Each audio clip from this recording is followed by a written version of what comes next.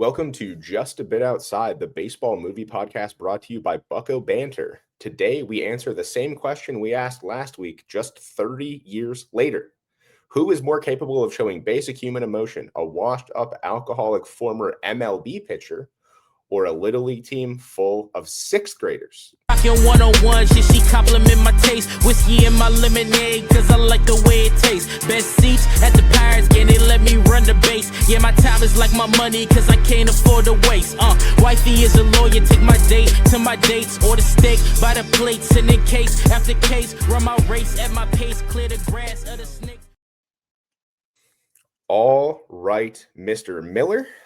Coming to you from the MLB winter meetings, talking about baseball here. You were on location, brother. That's awesome. We are. I'm on location of baseball.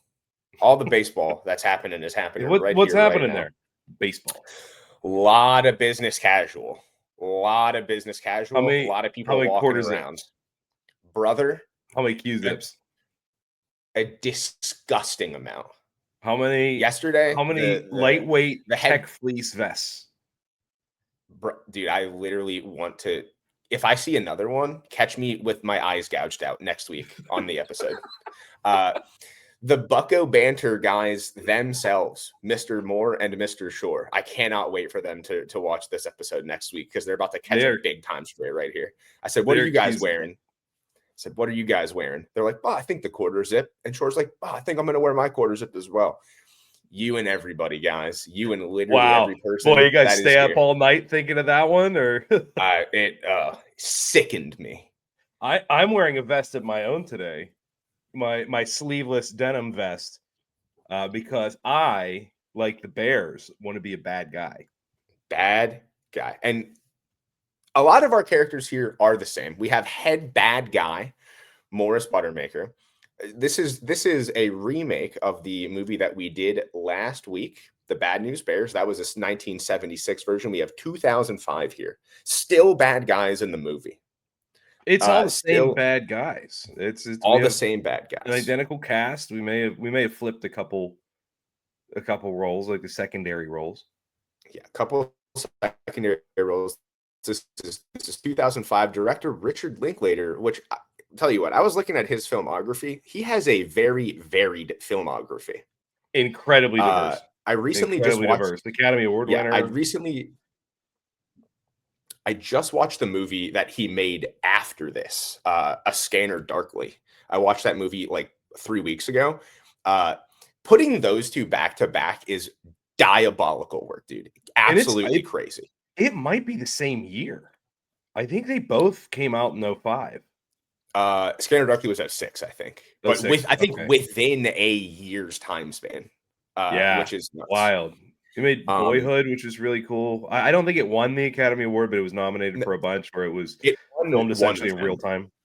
It won one of them. I don't recall which one, but it did win one of them. So Linklater, a very varied filmography here. This one stars Billy Bob Thornton as Morris Buttermaker. Greg Kinnear is Roy, the opposing head coach.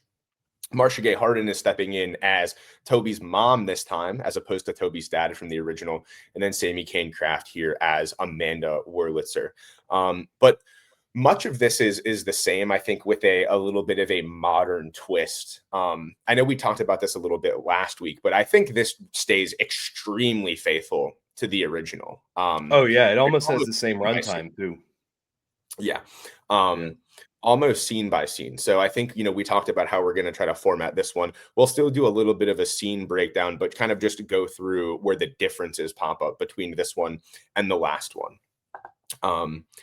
I do think we have a few more quotes. I think the writing in this one is pretty crisp. The jokes are heaters in this one, I think. There are some really good jokes. The language is a little more, a little less heinous. I believe. Yeah. Even from Tanner. There's still a couple that are like, in looking at this movie from 2025, there's still a couple that are like borderline, but it's certainly no 1976 version. I'll tell you that much. So let's start here. I mean, the opening scene is they have a little preface to this one where it shows what Morris Buttermaker's new the new Morris Buttermaker, what his job is. He's an exterminator in this one, not a pool cleaner. Yeah, just a little bit different. It's fine. It still works. It's still like kind of a, it's the job that you would associate with a burnout for some reason. Like, oh, blue collar, this guy sucks. Yeah, and it opens up with him not doing good at his job. He opens up a basement in a suburban home, and a bunch of rats are running out, and he tells the mother in the home, "Yeah, you got rats, a lot of them." And then he just dips out. Basically, he says, "Make a follow up. I'll see you later. Got to go coach these kids." And then it starts the first scene, which was in the last movie. He pulls into the parking lot of the Little League field. He's making his portable Boilermaker. Tell you what, the beer to liquor ratio on this one is a crime. But it's also non-alcoholic beer. The beer that he drinks in this movie is NA because they wouldn't give it a PG-13 rating if he was drinking beer. He is allowed, however, to make a Boilermaker in his car. Yeah, well, tell you what, the amount of liquor he puts in there would kill a small child, I think. Oh yeah, my man is whacking 10 ounces of Beam. Yeah, it is. Similar to the last movie, he has a scene with Toby's parent. In this movie, it's Toby's mom. Similar backstory where, and again, I don't understand how this happens. The league is sued in order to get another team. I don't understand how that works, but it happened. We get a little bit more like kind of Toby's parent. I don't know.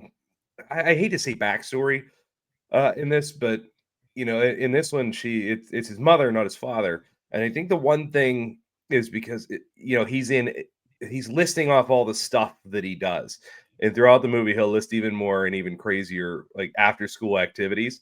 So it does make a little more sense that, oh, he didn't make the baseball team. He has to be on the baseball team. I will make a new baseball team if that is what it takes.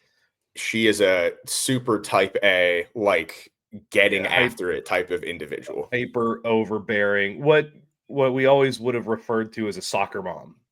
Yeah, the most ever. Yeah. Toby also plays soccer. Toby, and as well as he has a leather tanning class and just so much stuff. Ceramics, art club, ceramics, knitting. Yeah. Leather tanning is such a good joke, man. It's amazing. It's amazing. We then have another discussion with the Yankees coach, this time played by Greg Kinnear.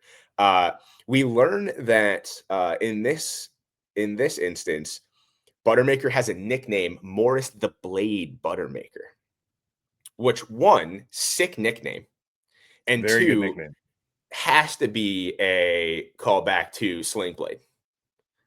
Which is it's very clearly that joke. Just like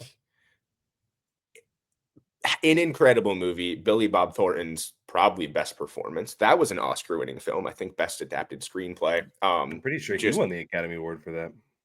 He might have. I gotta double check that, but that movie is incredible.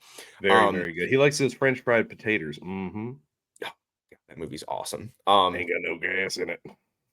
I love Sling Blade. It's a great movie. We can just do. I will do the rest of this as Sling Blade if you would like. I like when he makes them beers in the car. I'm gonna put that on at the B&B tonight. I'm making all the baseball boys watch a movie they've never seen before. So you guys went the B&B route? You didn't do the hotel route?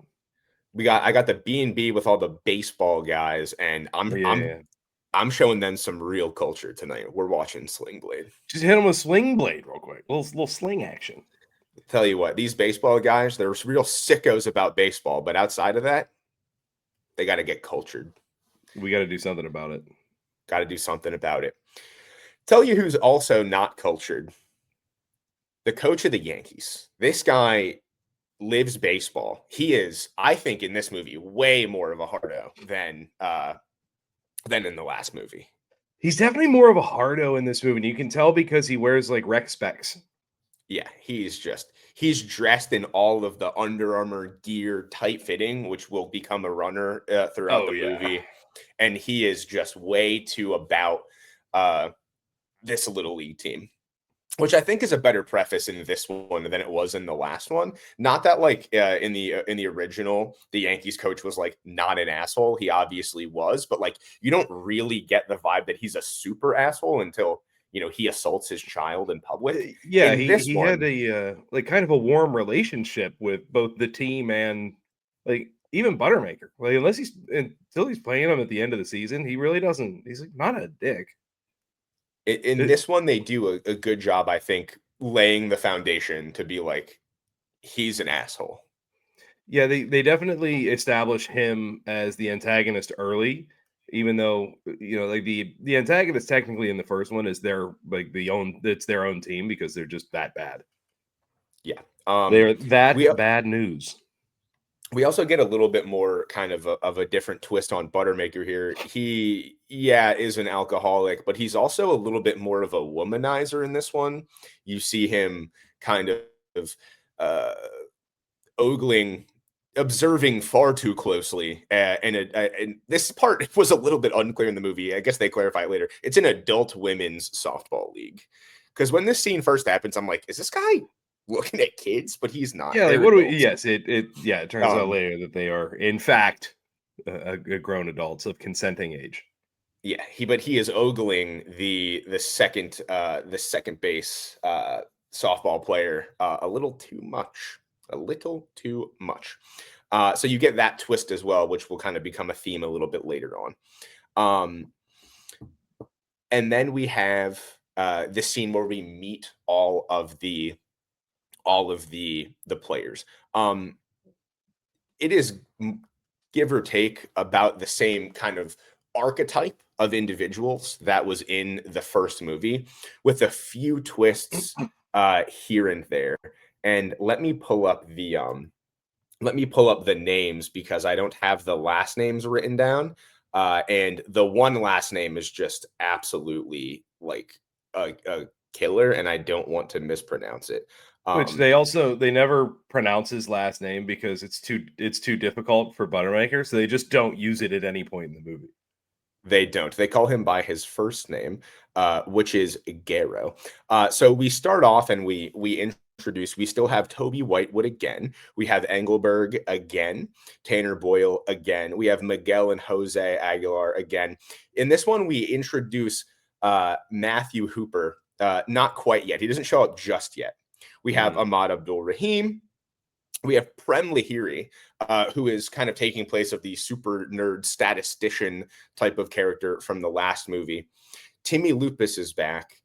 And here we have Garo Daragabradagian.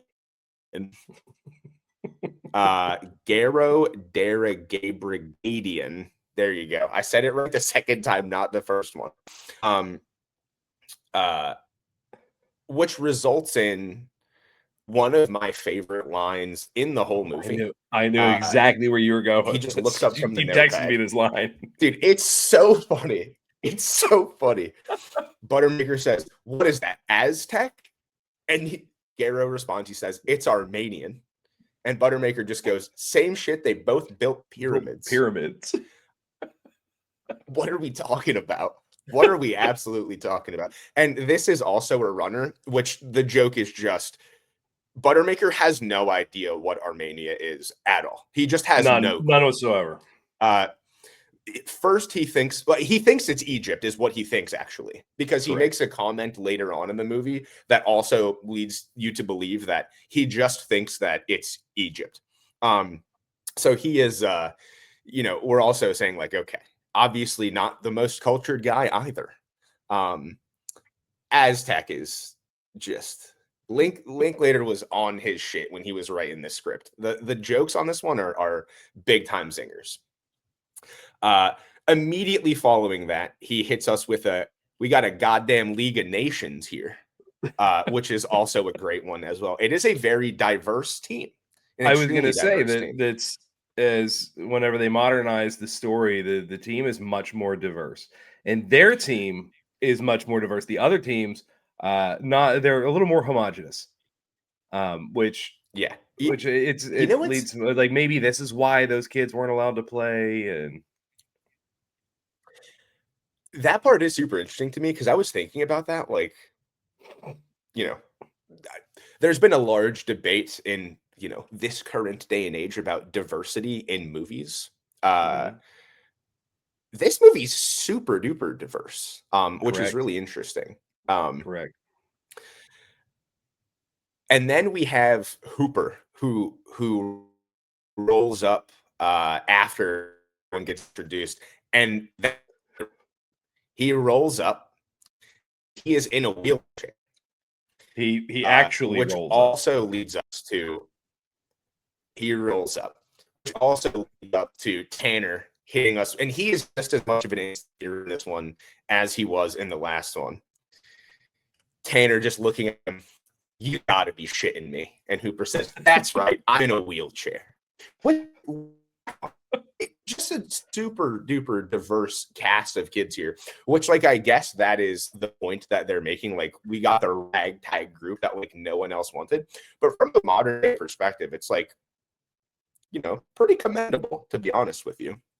Yeah, it's and I love that that's never really a point of contention in this movie. The Tanner from 1976 probably would have had a longer bit of dialogue there, but like you said, it's just he would have been in the dusty tomes looking it at would have been some slurs. It would have been a 2-hour and 20-minute runtime on Bear 76. But the one part that he would have been making up new ones. This one does differently is they don't get to pick their own position. I thought it was hilarious when they were picking positions. Everybody like, well, my mom says I should play this one. It's like, well, I don't want to run, so I'm going to be catcher. Like, hey, coach, can I pitch? All this stuff. I want more of that, but unfortunately, that one didn't make it. None of the players got to pick their own positions in this one, and I kind of liked the bit where they were all kind of scrambling to pick one. Half of them didn't really know where they were going to play. Half of their parents told them where to play. Ahmad wants to play center, then he wants to play sag. He just wanted to play where Hank Aaron played. But I liked that bit, and for whatever reason, we didn't get that one. Yeah, this one focuses a lot more on the players themselves. They do have their first practice. It goes quite poorly. Instead of chocolate this time, Engelberg has a baggie full of bacon that falls out of his pocket. And that scene is quite funny as well. Yeah, because he's on the Atkins diet. He tells Buttermaker that he better shut up because there's laws against this harassment, which is just hilarious. We have our next scene, which is the preseason kind of gathering dinner. It's at a restaurant called the Matterhorn this time, and Buttermaker again rolls up late with his friend Paradise, who is later you find out that she is an employee of a gentleman's club called Bo Peeps. So he's there with Paradise, and there's all the other kids with their parents there as well. Kind of laying the groundwork. Yeah, the children are at this. The children are at this one. They were not in the original. It was like the parents, coaches, kind of mixer. So the dynamic changes a little bit in this scene. Similarly, they have the conversation about the sponsors, and we have a little bit of a funny montage here of him going through places to ask for sponsorships. He starts with Smog Transmissions, Circus Liquor, Sigs R Us, which is awesome, and then Chico's Bail Bonds. And you are led to believe that Chico's Bail Bonds is the sponsor. You don't see the jerseys until later, but it is not Chico's Bail Bonds in this one. In fact, it is not. You have it. It is not. You don't know exactly what it is yet. There's the next scene. They go to the batting cages, similar to the last one. I have a problem with a joke. In this scene. they say, "Where are we going, Buttermaker?" He says, "We're going to the batting cages. You guys swing like Helen Keller at a piñata party." That's the joke. Okay. Maybe I'm tripping. Maybe I'm incorrect. Okay. When you Let's swing see at where a you're going. piñata, you're blindfolded. You're blindfolded. Yeah, so so you When you wouldn't swing at a need to piñata. blindfold Helen Keller, but would it exacerbate the problem, or would it just yeah, I feel like it's not going to make it worse. Like,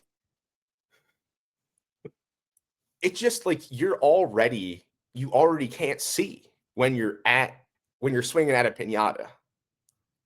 But I think he's just punching it up with the fact that you're even blinder than blind. I don't know, man. I'm not a doctor. I'm like, wait, I'm not a doctor either, and maybe I don't know if Helen Keller was good at baseball or not. But that one, I was like, wait a minute, maybe she was aren't nice you at ball. wearing a blindfold anyway? She could have been.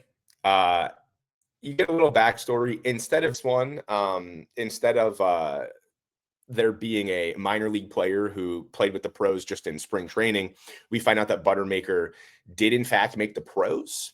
He appeared in the final 2/3 of an inning as a relief pitcher. And shortly after this, Timmy Lupus falls out of the car and into a bush. So like we talked a lot about the crime that are happening in the last one, him riding around with just a pile full of kids in the car. Timmy falls out of the car while it's driving down the road,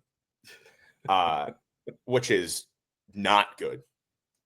Yeah, he ends up being fine, and he also like wasn't good at the time. Then it turns out he was just razzing him a little bit by pretending to be dead in some ivy on the side of the road. And I mean, he's looking like his legs are mangled when he's in the shrubbery. But he is okay. I don't know if you've ever been in this situation, but I remember distinctly riding in automobiles and people like, "Don't lean on that door. Do not." Yeah, don't lean on whatever you do. Do not lean on that door. Well, turns out Buttermaker has a "don't lean on that door" that he doesn't warn a child about, and then it almost murders the child. And Timmy leaned on the "don't lean on that door" a little too much, right? And of all the kids to fall out, Timmy's the last one because this guy is very light. Like he has glass bones, paper skin type of guy. You know? Yeah, he's very light. Maybe he could bounce. I don't know. I don't know how it works with children. They're elastic. Yeah, I feel like you don't get hurt till you're like 15. 100%. And we're about to see maybe some long-term hurting on these kids because instead of taking the kids to clean pools, he takes the kids to exterminate with him. And they are just dousing each other in chemicals. Throwing like chemical grenades, like smoke grenades, which I don't think they do. No. I mean, it doesn't feel like it looked like he got this from a military surplus. Like it's a grenade, right? And he gives it to a child to pull a pin to exterminate all the raccoons that are under the house. Yeah, they're spraying each other with chemicals, and Buttermaker says, "Quit that! That stuff's expensive. No regard for the children's health." Engelberg and Tanner get into basically a water gun fight, but it's with pesticides. The line after this is just chef's kiss. It's the best one in the movie to me. Guerra walks up with this grenade and he says, "What's carcinogen mean?" And Buttermaker says, "That's liberal propaganda. Don't worry about it. It's just bullshit." Unreal. Just unbelievable. I literally laughed out loud. I had to pause the movie to write that one down. Love that one. They run back a pool scene. We don't miss out on that. Lupus does make him an incredible martini. He tells Lupus he has a future. And again, he passes out drunk. Opening day is the next day. And I just lied to you. I have to apologize. I just lied. No. Because I just said that the best line in the movie was the one about carcinogens. I really like the carcinogens line. The best line in the movie is the speaker on opening day says. They're addressing all of the fans and the parents and the players before opening day starts.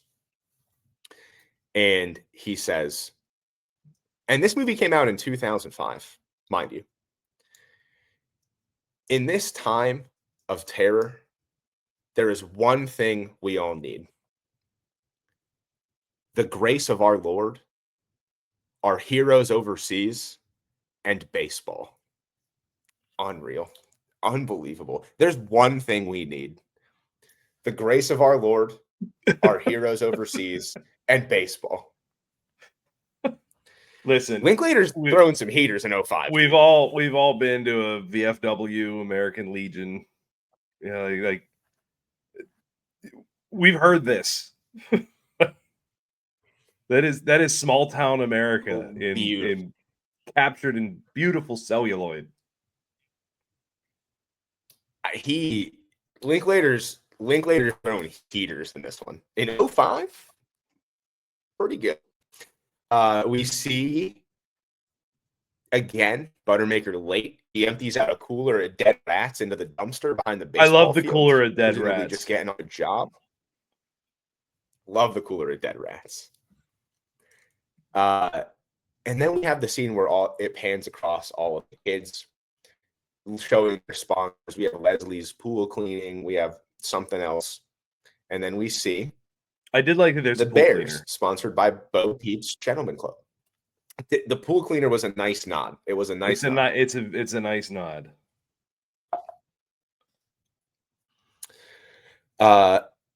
We have our first bad game. Our first bad game montage here. The whole team is pitching. They're all getting absolutely shelled. We have a montage of, instead of Tanner missing the ball at shortstop 100 million times, we have him throwing his glove at players as they round second base 100 times, which is hilarious.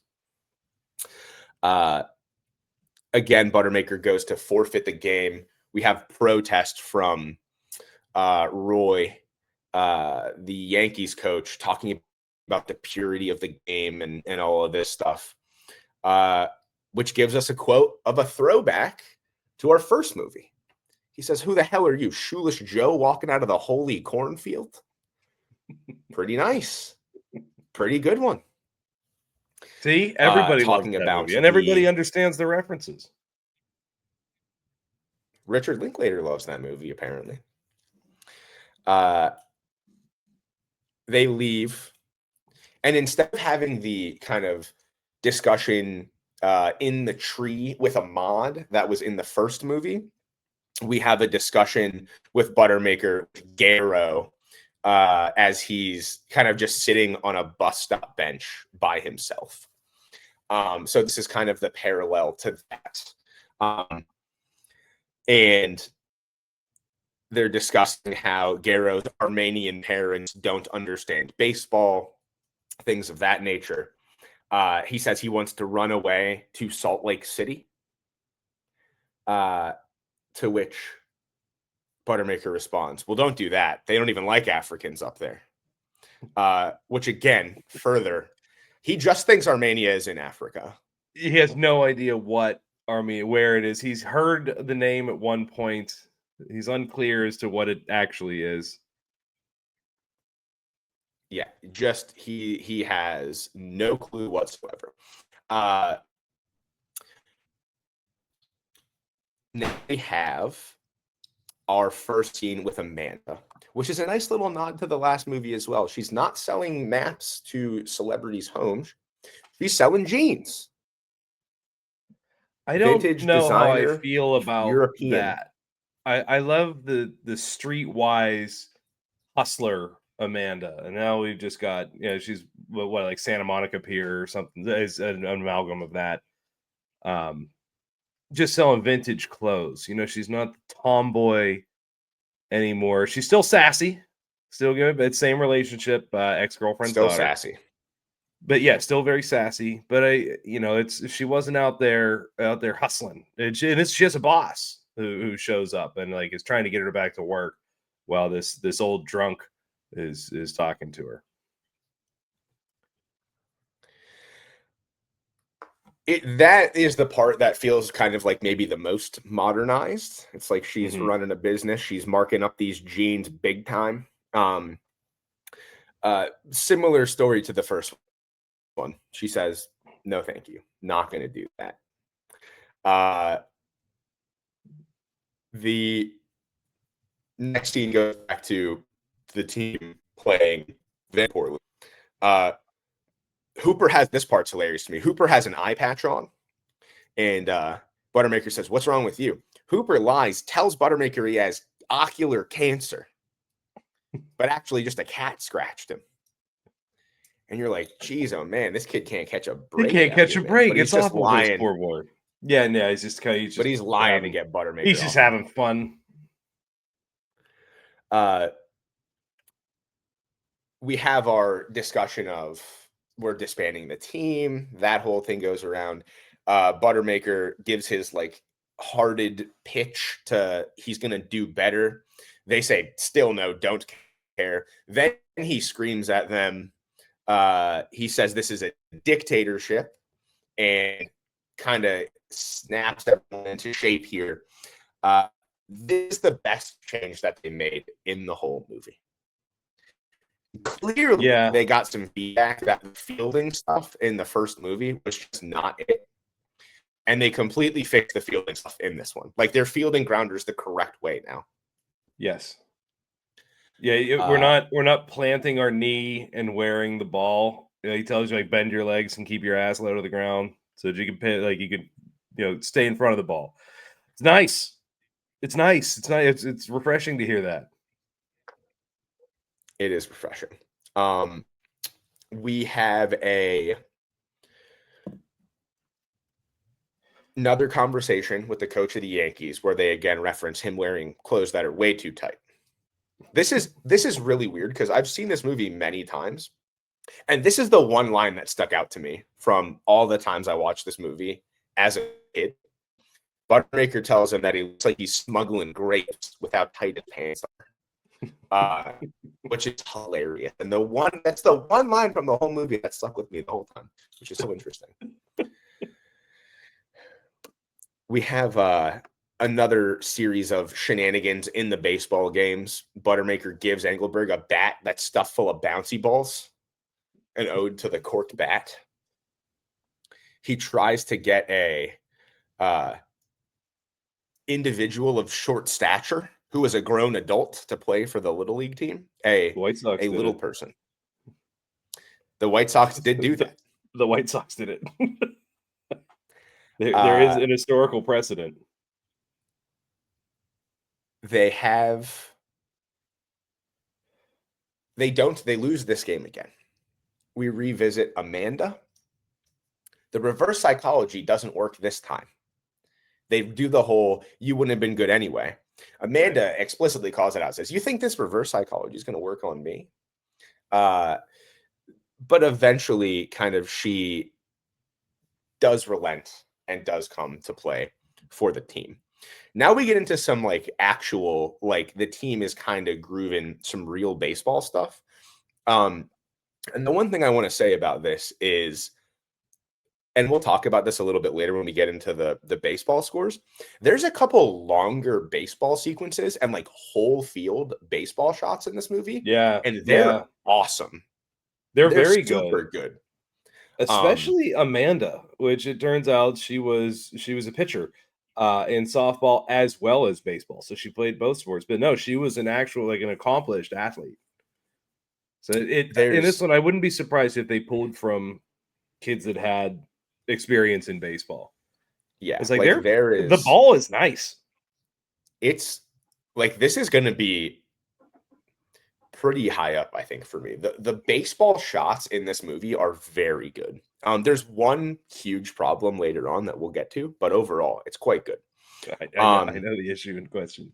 You already know because it's terrible. It's as bad as the helicopter. It's not. Oh, it's not good. It's not good. So similarly, the Kelly Leak is there. He throws the ball back just like in the first one. We have another friendly competition to get him to to try to play. In this one, it is a skate competition, a skateboarding competition, instead of they're getting their Tony Hawk on instead of him hustling adults for money at air hockey, which is something incredibly funny about it being air hockey as opposed to like pool or darts. Hilarious. Love Tony Hawk. Just a quick aside, I got my Spotify Wrapped this year, and as I always do, I always love listening to the Tony Hawk Pro Skater soundtracks. Which one? Which one's the best? Because I know what mine is. The best soundtrack? Correct. All things considered, I think you have to go 4, but 3 is the one that I crushed this year. I was gonna say, if 2 and 4 probably have the best argument, but I listen to 3 more than any of them. Half of the soundtrack from Tony Hawk Pro Skater 3 made my Spotify Wrapped this year, which this will segue back into the movie. The soundtrack and the score of this movie is phenomenal. It really is phenomenal.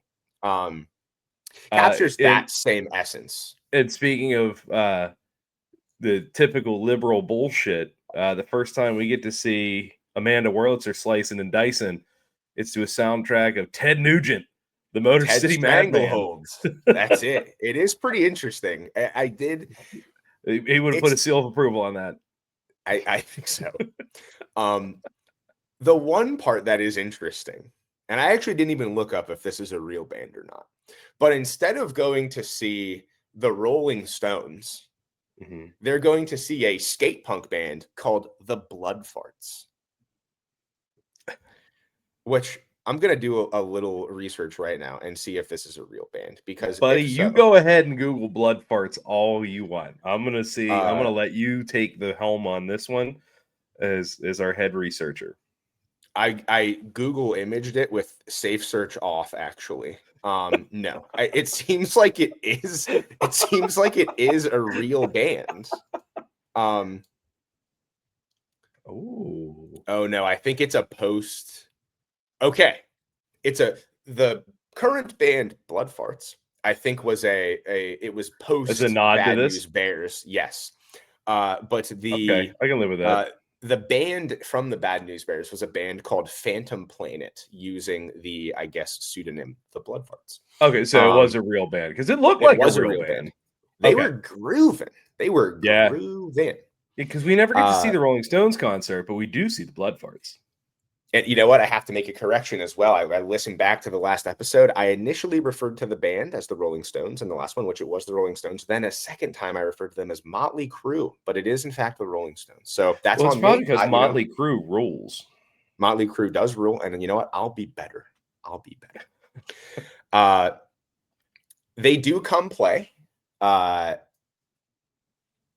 Kelly Leak does eventually come play similarly. We have the cup scene as well. In this, Buttermaker refers to the cups as a comprehensive genital defense apparatus, which is just incredible. That's so good. He's like reading off of the paper. And it's so clearly just like a liability thing. It's awesome. Yes. We follow this with the worst part of the whole movie, unfortunately. It's so sad because the rest of the movie is awesome.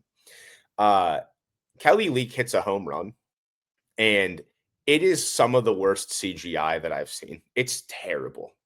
It's so bad. It's not good.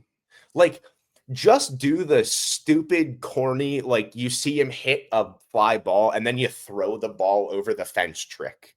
But the CGI is terrible. It's bad. Good. It's not good. It really takes you out of it because the rest of the baseball in the movie is awesome.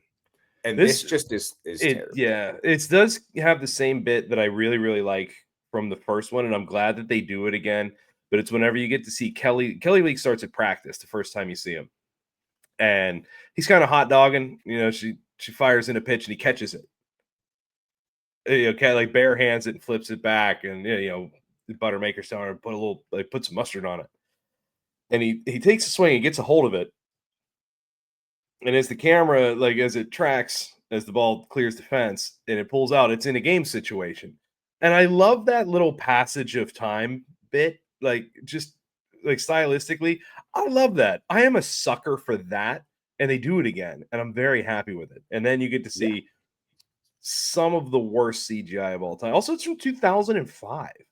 Yeah. Like, The Again, Matrix they was out at had this point. up to, you're telling me, brother. We're I in mean, in 2005, I think we were in the third Matrix movie. we had so much incredible CGI at that time. We Like had 6 it was Star Warses. yeah, it's just not good. But I will say a lot of the other directorial choices are incredible. Mhm. And I mean, I'm looking back at the filmography of Michael Ritchie versus the filmography of uh Richard Linklater, and like, respect to Michael Ritchie, but like it's not very close, honestly. Like Linklater It's also a has sign of the heavy, times. yeah, like he has heavy hitters in this, and there And is a has he nod already done to School of him. Rock by this point? That's a I great think School of question. Rock I came out will before '05. Let's look that up right now. I have his But it was the Wikipedia page popularity of School open. of Rock that kind of made this movie happen. School of Rock had come out Okay. in 2005, but Which I I mean, don't he had think he already directed done. that, but he did produce that. He Same he did studio, right? direct it. He He did did direct it? direct it. Okay. He Yeah, I wasn't directed sure. it. I knew the same studio. So he had already had Dazed and Confused and School of Rock under his belt, amongst others, before Bad News Bears came out. And I mean, he's a good director. And in the next scene, we get a little bit of a nod to him because he is famously Texan and about Texas and has Texas ties. And in the scene after they win their first game, they're going out to eat. And Engelberg's eating 7 hot dogs. And Tanner hits him with what kind of diet lets you eat 7 hot dogs, which is hilarious. That was And kind then of everybody's question whenever the Atkins diet was incredibly popular. I still have that question. Yeah, like it's if your diet allows you to only eat bacon, what kind of diet we talk about? It's an interesting one. I'll say that. I And mean, if we it have a works, line that um, not medical advice. Putting that one out there. yeah, I mean, I'm gonna wait for this to Tanner be peer says, reviewed and all that. I'm not crazy. I'm not a quack. Tanner says, my dad says the only people that put ketchup on hot dogs are mental patients and Texans. And I immediately knew, like, Richard Linklater's putting ketchup on his hot dogs, man. That's I don't it. know. He's in there. He's put some That's ketchup on the it. dogs. Also, like this film is presumptively set in Southern California. They put ketchup on hot dogs there. The only region in the United States that I know offhand that doesn't put ketchup on a dog is Chicago. Chicago. Yeah. You get Yeah, they kill you if you do ketchup it on there. dogs. They kill you. You go to jail. Yep. And then they kill you in jail. Forever. Yep. Forever. They put you in that weird black site they built in the South Side. I knew a guy.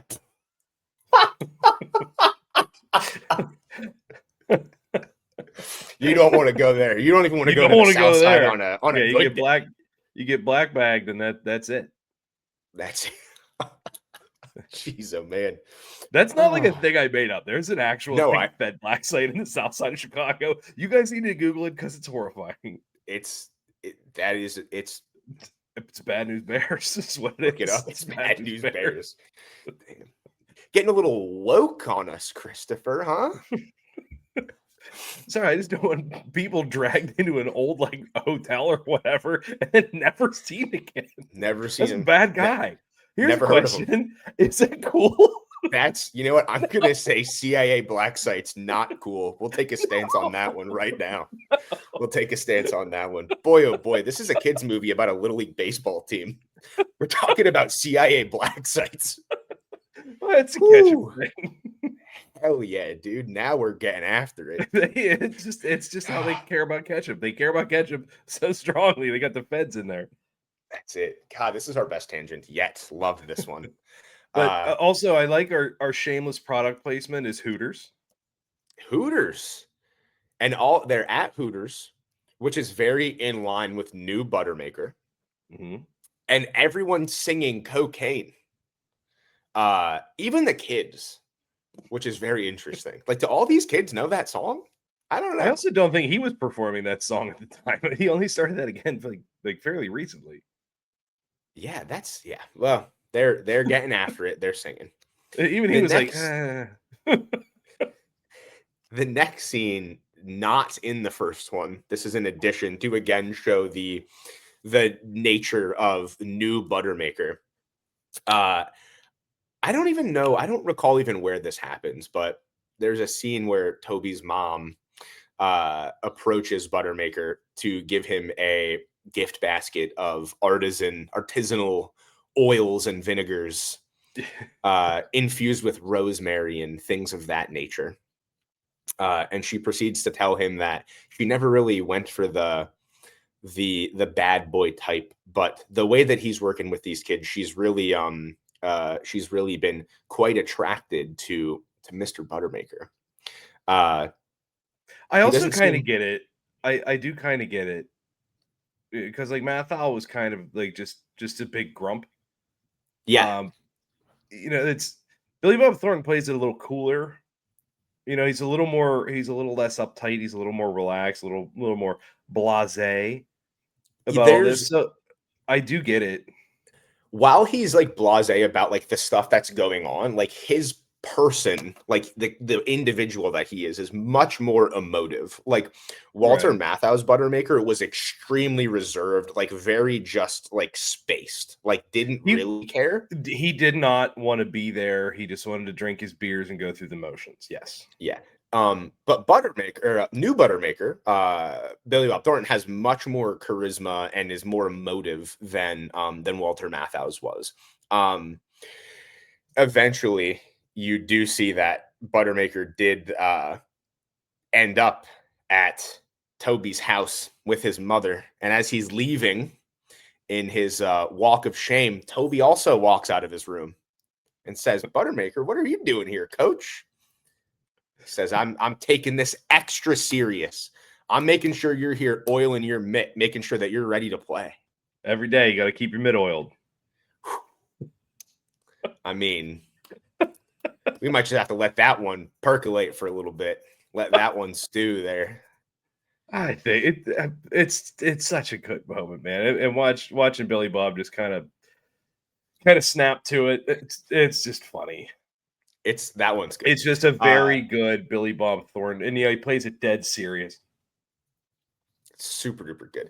Next, we have yes, that is a scene that is in the new one, not the old one. In the old one, Walter Matthau does not hook up with that kid's dad. He just listen. It's not been updated for that. Is a unique scene to this one. Maybe it was on the cutting room floor. If we get the 2025 version, that might be happening, but in the 05 version, we're still not out far yet. We're still not. In 76, they were not cool with a lot of stuff. And in 05, still not cool enough for that yet. In the 76 version, they he even makes clear his thoughts on Tanner makes clear his thoughts on those kinds of relationships. Yeah, he's not a fan of those in 76. Spoiler alert, not a fan.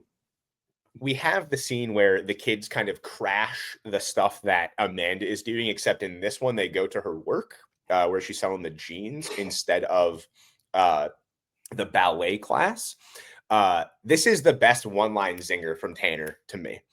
They're saying, they're like trying to round up the whole team to go do something. I forget exactly what it is. Maybe they're going to go watch the game for the semifinals, or they're going to go do something. Yeah. And she's wearing this like floral jumpsuit dress thing. It's kind of a weird piece of clothing.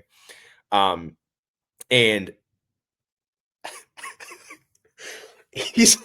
this kills me. It kills me. She's wearing this floral jumpsuit thing, and Tanner just so matter of fact is like, well, come on, we got to get out of here. Take off that hooker suit and let's go. It's like the most modest, like grandma looking piece of clothing, and he just fires it off, man. It killed me. It's just so ridiculous. The one-liners like in this are great. now, we've had our, it's just Tanner's just on a streak in this one. Not in the bad way like the last one either. No, In I a mean good Tanner way. has some legitimately funny lines in the first. Tanner carries a lot of water. He also unleashes a tidal wave of hate speech. Yeah, not in this one. Exactly 10 minutes into the movie. Yeah, not in this one. Um, Now we have our game with the Yankees. You know, very similarly, there's a lot of tension uh early on. There's a discussion about, we have the whole stuff where he tells Kelly to in the previous game, he tells Kelly to get all the flat balls. Like we have that whole of that stuff plays out Yeah, none of that exactly the same. changes. In the new one, and like you said, you gave the analysis last time where it's like it was pretty clear at the beginning of the Yankees game in the first one that it meant more to the coaches. It's just for them. It's for them to live vicariously through the players, for them to not feel like failures like they felt in other places in their Yeah, life. and It's at a not base level, maybe it's just trophy chasing. But it's yeah, it's not even absolutely like living vicariously. Like they want the trophy. 100%. And in this one, it's made even more explicit, which I do like. I think it fits with it a little bit more, where there's a bit of a dust up, and Buttermaker says, "You're not going to screw this up for me." Yeah, As opposed to on a team level. I did like the addition of that. Like, not that it was unclear last time, but I do think that, like, with the character that Buttermaker is, he would just say that. Like, he would say, "This is there's about me." yeah, and there's also a little more tension built between Buttermaker and Roy. Oh my goodness, I can't remember his last name. Murdoch, I think. Yeah, they The call him coach of the Ray Yankees. and Roy. Yeah. Yeah. But yeah, Greg Kinnear, who this was still like in the meat of like Greg Kinnear's like, I'm gonna be like the snappy dickhead kind of villain.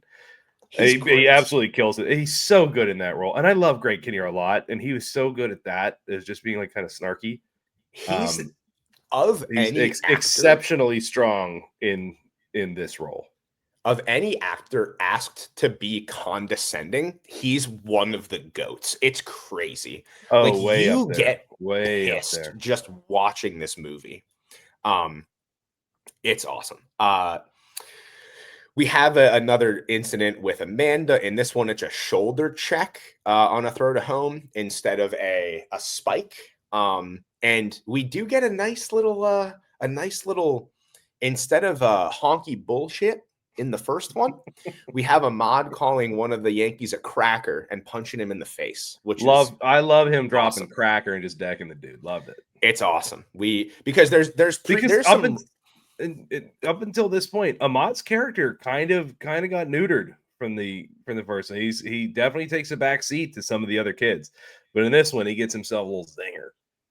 he does. And there's been some racial tension going on between the kids on the Yankees and Ahmad prior to this, and then he hits him with the cracker and decks him, which seemed quite deserved with what the things that the Yankees kids had said to him previously. We have another situation where Engelberg's been chirping. He's been chirping. He's kind of getting in the ear of the coach's son when Engelberg's catching. He's like, "Oh, you're daddy's boy," yada yada yada, all this stuff. And again, Roy tells his son to walk him. Someone's behind him that's going to get out. They don't want to give Engelberg a pitch to hit.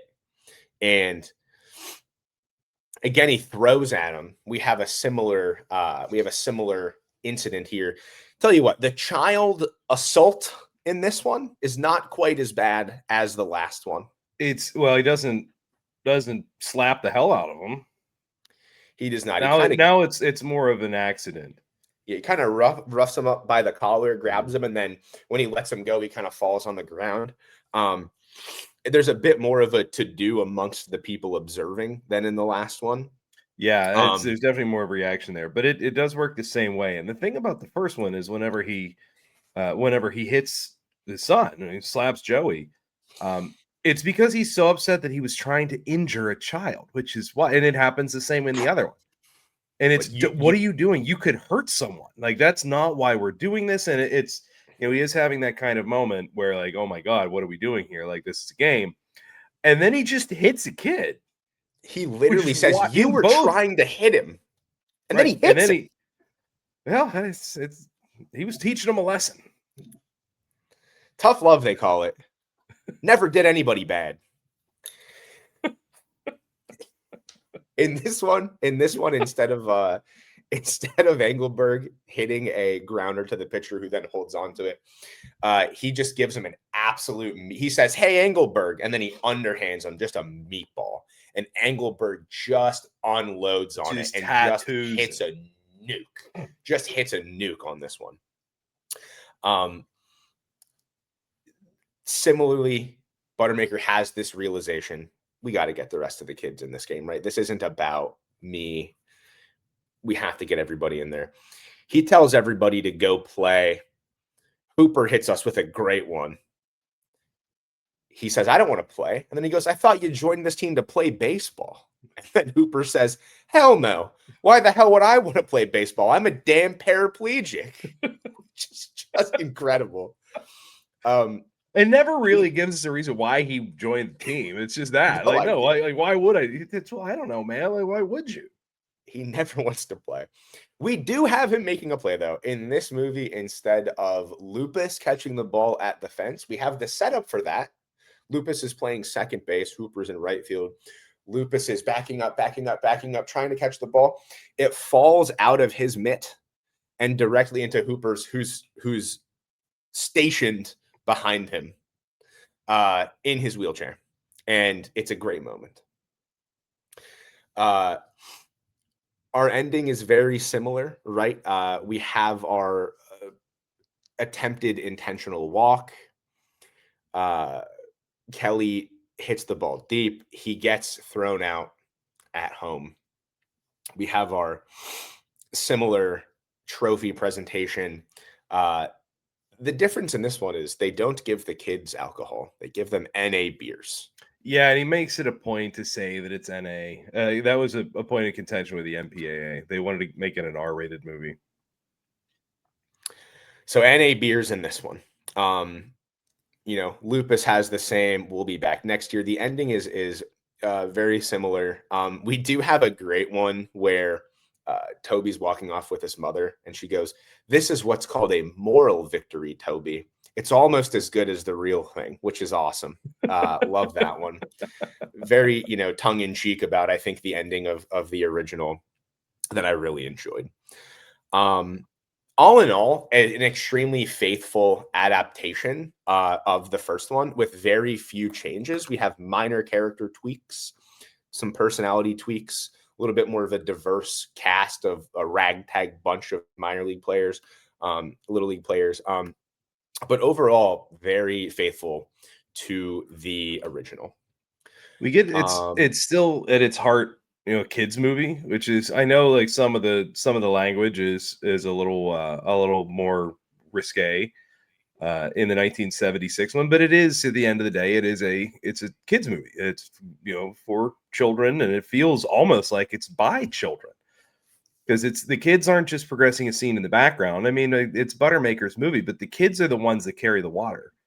And one follow-up, actually, I forgot this. Buttermaker does not throw beer on Amanda in this one. Oh, we didn't. They have their spat. They have their back and forth, but he does not end up throwing beer in her face. They do have their back and forth, but that does not happen in this one. Mm-hmm. I mean, it is faithful. I think they remove all of the super egregious parts. Like the slurs are gone. Not from today's standards, I should say, but like the hardcore ones are gone. I was gonna say the other ones are. It's just racism. Yeah, the slurs from the first one are gone. For everybody. Yeah.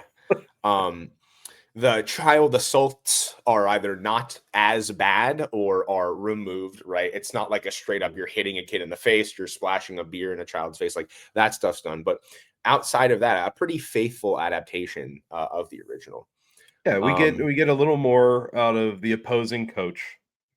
They definitely position Greg Kinnear to have a larger role in this one, so it foreshadows the championship game. Don't know if I love that. I mean, like again, it's about the children.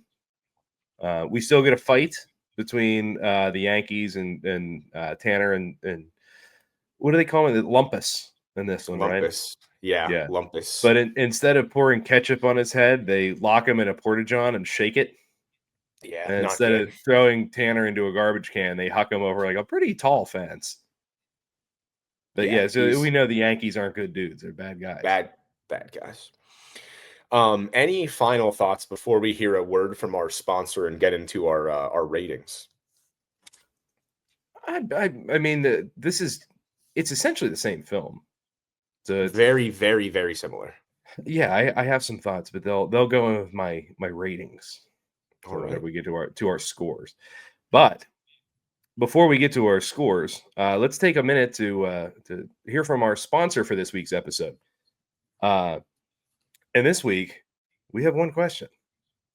Do you like a thing? Why don't you try the same thing?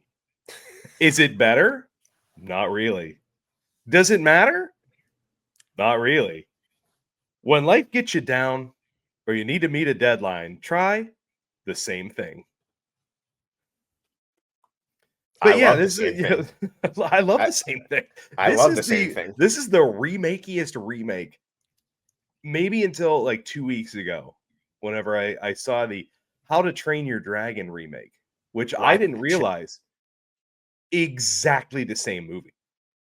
It is identical. I think there's one part that is different, and it's like an 8-second scene, but it's just the same movie, which is fine with me because I'm going to tell you something you might not know.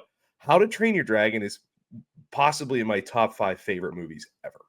Bro, I absolutely love How to Train Your Dragon. I love every part of it, and it's just the same movie. Even the dragons all look the same.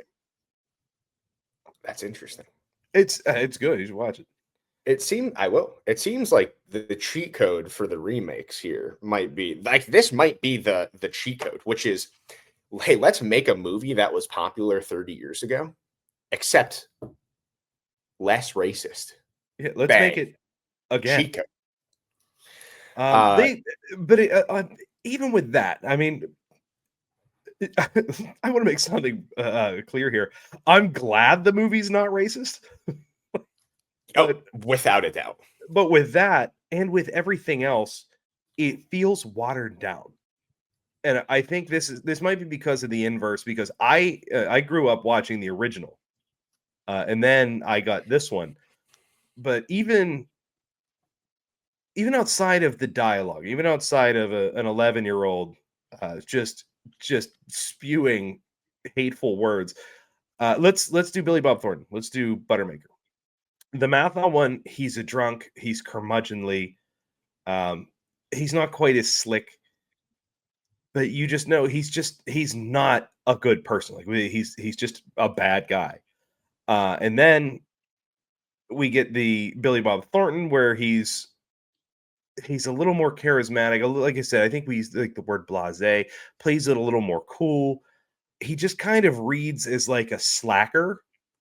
Or like the stoners from Dazed and Confused. Yeah, I think is a pretty good example. But with Linklater, looking back at the movies he had made, it kind of makes sense. But for me, Buttermaker's too likable. Even his curmudgeonly parts watered down whenever he's fighting with his estranged ex-girlfriend's daughter. And it's the point where they have to they shoehorn in him as an exterminator as the opening scene, because in the other one, the opening scene opens with baseball.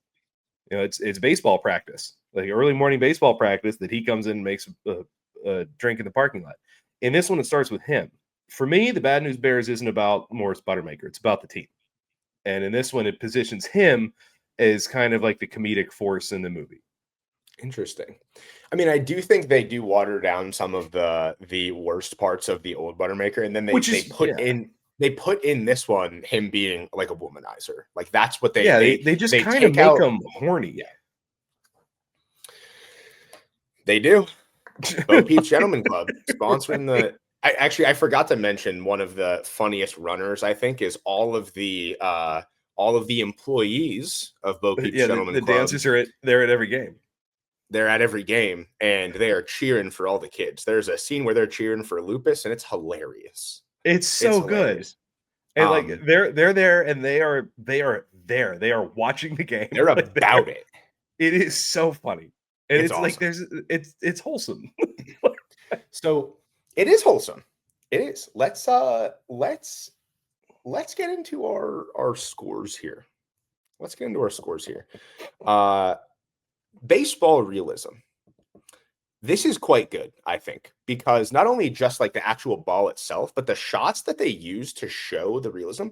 Like there are 2 or 3 full field shots that show an entire play happening, and they're like very good. There's a double steal that happens. There's a lot of good stuff going on here.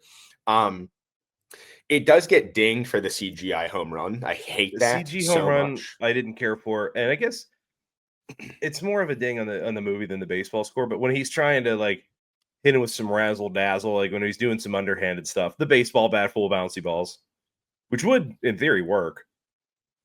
But like that's a very minor deduction for me. But like the other Morris Buttermaker didn't have to cheat. You know, there wasn't anything underhanded. I guess like signing 2 athletes halfway through the season. Like I don't know when the window ends. We'd have to ask Ethan. I mean, they do have the unnamed, the Vaseline, the substance on the. Yeah, there's a little bit of gamesmanship going on. She loads her hat, but that's that happens between the lines. Yeah, I think on this one, I'm gonna go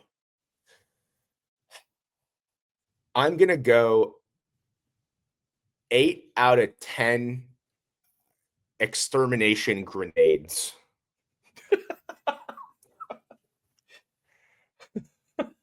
For the baseball. I like the 8. I like the 8. That's where I have this one as well. I have it at 8 of 10 bags of bacon. Oh, love that. Yeah. I have, and because like you said, like it looks good. The kids know what they're doing. She is very good. Yeah, honestly, Amanda. like Sammy Kane Kraft might be the most talented baseball playing actor we've seen in a movie thus far, which is wild. Yeah. I like the most natural. Like if we have, we'll rank them at the end of this before spring training starts. We've done this before. She's gotta go up there. I got to go with an RIP on that one. Died tragically, far too young. RIP Sammy Kane Kraft. We've RIP'd all the other, but yeah, RIP. Yeah, car accident, 20 years old, very, very young, very, very sad. Extremely unfortunate. So it was her, and we had another posthumous death from. So maybe there's a curse in this movie. Maybe there's a curse of the Bears. That potentially. Think about it. Think about it. Let's get on to our movie scores here. Let's go. This one again. I know you didn't like my score for the last one. I understand that. I gave it a 6.5. I told you I think this is a better movie. I think the writing is better. The jokes are a little bit funnier. I think the baseball shots are better. I think that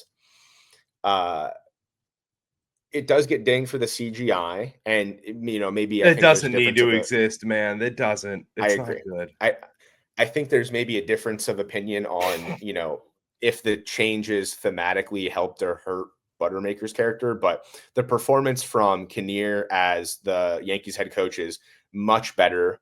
I think the other characters outside of like our main ones, outside of like Amanda and Roy and Buttermaker from the rest of the cast, I think are a lot better. I'm gonna go with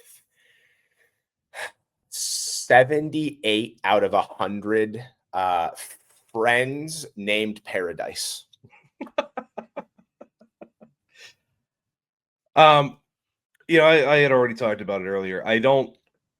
A lot of the changes that they made, I didn't really like. I don't think you needed Morris Buttermaker sleeping with someone's mom. This kind of felt like the only reason why they went from dad to mom was to kind of shoehorn in that moment. I don't know if this is like riding the coattails of Bad Santa or whatever, but this is the height of Billy Bob Thornton's like kind of white trash, like kind of scumbag era.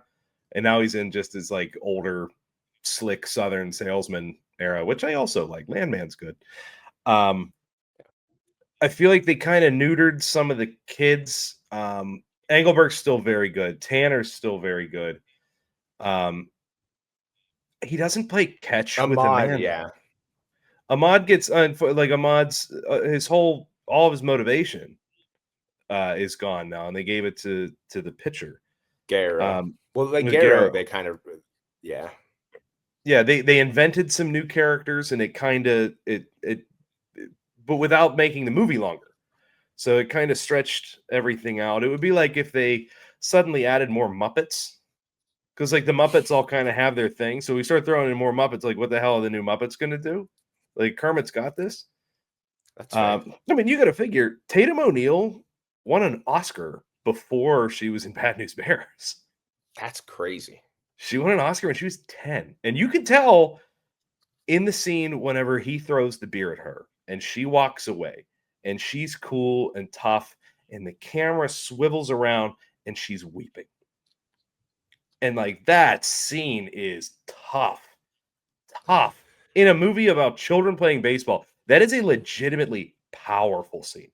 Like it is hard to watch those two fight now. And that's, I mean, hell, Walter Matthau's dead and she's got to be what, 60 or mid 60s? I think you're right. Maybe some of she's still married to McEnroe. I don't know. There's no way somebody stayed married to McEnroe for 30 years. I think your point is a fair one, though. I think maybe this raised the floor a little bit, but it also lowered the ceiling potentially. It just feels a little watered down. I'm going to give this movie 59 out of a possible 100 coolers of dead raccoons. What? 59. 59. I know. I like the jokes are funny. I did not like this one, man. I just didn't. And maybe call me a homer. I'm calling you a boomer. I'm calling you a boomer.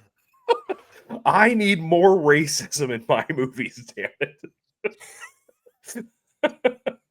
Bring it back. But no, it's what I said about the original Bad News Bears is it had heart.